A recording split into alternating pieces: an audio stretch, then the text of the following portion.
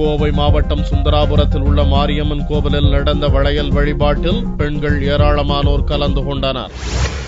Kovai Pollachi road சுந்தராபுரத்தில் உள்ள மாரியம்மன் திருக்கோவிலில் சித்திரை திருவிழா ஆண்டுதோறும் நடத்தப்பட்டு வருகிறது. இந்த ஆண்டு நடைபெற்ற திருவிழாவில் அம்மனுக்கு சிறப்பு வழிபாடு நடத்தப்பட்டது. அதைத் தொடர்ந்து மாரியம்மனுக்கு மங்கள சித்திரை நாள் விழா கொண்டாடப்பட்டது. மாரியம்மன் மஞ்சள் கயிறாலும் 4500 கண்ணாடி வளையல்களாலும் அலங்கரிக்கப்பட்டு எழுந்தருளினார். பெண்கள் மங்களகரமாக வாழ்வதற்காக இந்த சிறப்பு வழிபாடு நடத்தப்பட்டது. மாரியம்மன் பண்டிகை முன்னிட்டு நாங்கள் வருட சித்திரை மாதம் ஒவ்வொரு வெள்ளிக்கிழமையும் இந்த மங்கள விழாவை நடத்தி வந்துட்டு இருக்கிறோம்.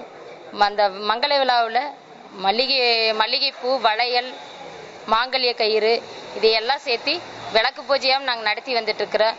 இந்த உலக மக்களுக்கு எல்லாத்துக்குமே இந்த மங்கள வழிபாடு எங்களுக்கு நல்லபடியாக அருள் புரியும்னு நம்பிக்கையில் நாங்கள் நடத்தி வந்துட்டு இருக்கிறோங்க.